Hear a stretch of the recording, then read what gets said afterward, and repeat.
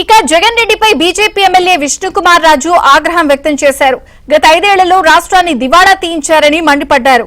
జగన్ ని ప్రజలు చీకొడుతున్నారని 2029 నాటికి ఏపీలో వైసీపీ ఉండదు అన్నారు.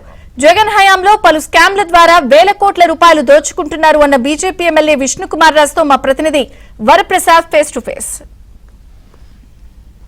భారతీయ జనతా పార్టీ నూతన అధ్యక్షుడిగా మాధవ్ ఎన్నిక దాదాపుగా ఖరారైంది. అయితే బీజేపీ పార్టీ ఎన్నికల నియమాల ప్రకారం అధికారికంగా రేపు ప్రకటించే అవకాశం ఉంది. ఈ పరిణామాల నేపథ్యంలో భవిష్యత్తులో భారతీయ జనతా పార్టీ ఆంధ్రప్రదేశ్లో ఏ విధంగా ఎదగబోతుంది, అదేవిధంగా ప్రజాదరణ ఏ విధంగా పొందబోతుందనే అంశాలపై మనతో పాటు విష్ణుకుమార్ రాజు గారు ఉన్నారు. సార్ నమస్తే అండి. ఈరోజు మాధవ్ గారు ఎంపికని ఎలా చూస్తారు? పార్టీ రాష్ట్రంలో ఏ విధంగా బలోపేతం చేయబోతున్నారు? వివిధ స్థాయిల్లో ఆయన పనిచేశారు. భారతీయ జనతా పార్టీ యువమోర్చాలో చేశారు, అట్లాగే బీజేపీలో కూడా చాలా కాలం నుంచి ఆయన పనిచేస్తున్నారు. డిఫరెంట్ పోస్టుల్లో ఆయన పనిచేశారు. ఇప్పుడు ఇదివరకు జనరల్ సెక్రటరీగా చేశారు, వైస్ ప్రెసిడెంట్గా చేస్తున్నారు, ఇప్పుడు ప్రెసిడెంట్ అయ్యారు. సో చాలా సంతోషము. డెఫినెట్గా మంచి భవిష్యత్తు ఆంధ్ర రాష్ట్రానికి భారతీయ జనతా పార్టీకి ఉంటుందనేది మా యొక్క నమ్మకం. అంటే ఇప్పుడు కూటమి పార్టీలు 3 పార్టీలు కలిసి ఈరోజు అధికారంలోనే ఏడాది పాలన పూర్తి చేసుకున్నాయి. భవిష్యత్తులో భారతీయ జనతా పార్టీ ఆంధ్రప్రదేశ్లో ఏ విధంగా ఎదగబోతుంది, ప్రజాదరణకు సంబంధించి కార్యాచరణ ఎలా ఉండబోతుంది? ఎందుకంటే ఇప్పుడు నూతన అధ్యక్షుడిగా 2 ఏళ్ళు కలిసి అందరూ కలిసి పనిచేయాలి, ప్రజల్లోకి ఎలా వెళ్ళబోతున్నారు? సో డెఫినెట్గా కూటమితోటి సఖ్యత ఉంది.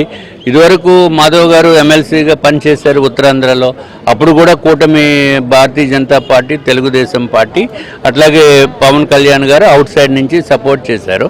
సో అప్పుడు కూడా కూటమిలో పనిచేసిన అనుభవం ఉంది. 5 years పనిచేశారు. తర్వాత ఇప్పుడు కూడా మంచి రిలేషన్స్ ఉన్నాయి. సో కూటమికి పనిచేసేదానికి ఏ విధమైన ఇన్కన్వీనియన్స్ ఉండదు. డెఫినెట్గా ఆయనకి పూర్తి సహాయ సహకారాలు అందరూ ఎమ్మెల్యేస్, ఎమ్మెల్సీస్, తర్వాత ఎంపీస్, మంత్రులు అందరూ కూడా సహాయ సహకారాలు అందిస్తారు.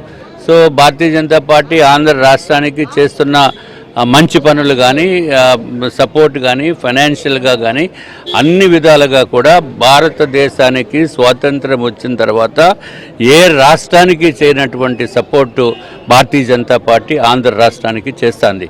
సో ప్రజలు కూడా దీన్ని గుర్తించి భారతీయ జనతా పార్టీని స్ట్రెంథెన్ చేయవలసిన బాధ్యత ప్రజలపైన కూడా ఉంది. 2029కి భారతీయ జనతా పార్టీ ఒక మంచి శక్తిగా ఎదుగుతాము పొలిటికల్ యాంగిల్లో అని చెప్పి మీకు తెలియజేసుకుంటున్నాం. సార్, ఈ కూటమి వచ్చి అధికారంలోకి ఏడాది అయింది. చూస్తాం మీరందరూ కూడా ఏడాది సుపరిపాలన అనే పేరుతో మీటింగ్లు పెట్టారు. కానీ ఏడాదిలో అన్ని హామీలు మోసం చేస్తారు. రీకాల్ చేయాలి ప్రభుత్వాన్ని అంటూ జగన్మోహన్ రెడ్డి ఇచ్చిన పిలుపుని ఎలా చూస్తారు? ఏమండి, జగన్మోహన్ రెడ్డి గారు ఆయన గురించి మాట్లాడటం అనేది